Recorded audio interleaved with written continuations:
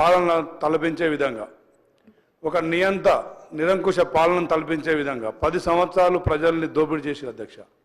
ఆ రోజు మన తెలంగాణ ఉద్యమంలో చనిపోయిన కుటుంబాలని విస్మరించారు. ముఖ్యంగా మా గిరిజన సోదరులు భోజనాయక్ గారు మరి పరిగెడుతున్న రైలుకు ఎదురుగొడ్డి ప్రాణాలు కోల్పోయింది అధ్యక్ష. నవీన్ నాయక్ మా నియోజకవర్గం మరి పట్టాల మీద తలకాయ పెట్టి ప్రాణాలు కోల్పోయింది అధ్యక్ష. అలాంటి కుటుంబాలని ఆదుకున్న క్షణాలు ఎక్కడ గత 10 సంవత్సరాలు మనం చూడలేదు అధ్యక్ష. మరి ఆ రోజు వారు పార్టీ పరంగా తెలుగు తల్లిని, తెలంగాణ తల్లిని వారు ప్రకటించుకున్నారు తప్ప మరి అధికారికంగా ఎక్కడ తెలంగాణ తల్లి విగ్రహాన్ని పెట్టించిన పరిస్థితి కూడా మనం తెలంగాణ రాష్ట్రంలో చూడలేదు అధ్యక్ష.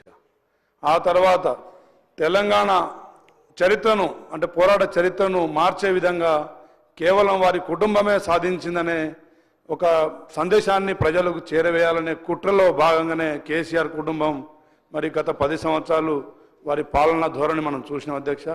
సరే, ఏదేమైనా కానీ ఈరోజు ఒక నిరుపేద రైతు కుటుంబం నుంచి పుట్టిన మన ముఖ్యమంత్రి గారు మరి తెలంగాణ యావత్తు ప్రజానికానికి, గిరిజన, దళిత, మరి బీసీ బడుగు బలిన వర్గాల మాతృమూర్తుల్ని తలపించే విధంగా ఒక సాధారణ మాతృమూర్తిలాగా, స్త్రీ ఒక సృష్టికి మూలం, స్త్రీ లేనిది సృష్టి లేదని చెప్పేసి మనందరికీ తెలుసు.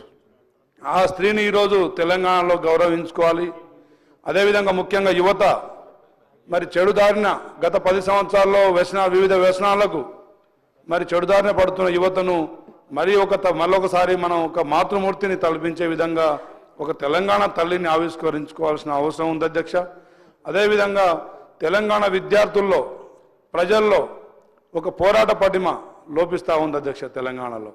అదేవిధంగా తెలంగాణ ఖ్యాతిని మరిపించే విధంగా మరి ప్రొఫెసర్ జయశంకర్ గారు లాంటి వారు, విద్యాసాగర్ గారు లాంటి వాళ్ళు, ప్రొఫెసర్ కోదండరామ్ గారు లాంటి వాళ్ళు, మా సీతారాం నాయక్ గారు లాంటి వాళ్ళని మరిపించే విధంగా కేవలం కేసీఆర్ కుటుంబమే తెలంగాణ సాధించిందనే ఒక కుట్రను మరి మరిపించే విధంగా, తెలంగాణ ప్రజల మనోభావాలను గౌరవించే విధంగా ఒక రాష్ట్రీయ గీతాన్ని మరి ఈరోజు ప్రజల్లో చాలా స్ఫూర్తిదాయకంగా మరి ముందు తీసుకెళ్తున్నాం. ముఖ్యంగా ముఖ్యమంత్రి గారికి మనం అభినందనలు తెలియజేయాలి అధ్యక్ష.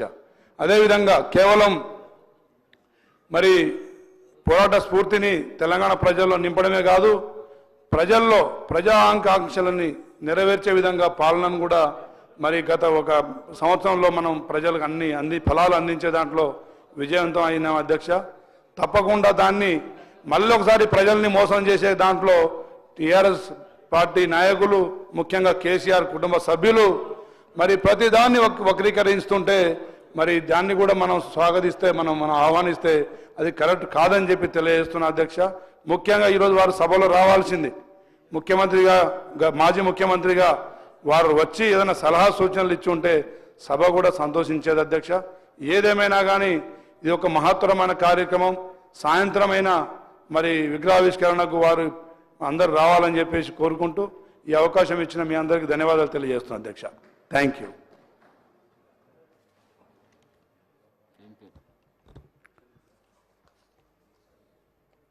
ఈ అవకాశం ఇచ్చినందుకు అధ్యక్ష ధన్యవాదాలు. ముఖ్యంగా ఈరోజు గౌరవనీయురాలు శ్రీమతి సోనియా గాంధీ గారికి పుట్టినరోజు శుభాకాంక్షలు.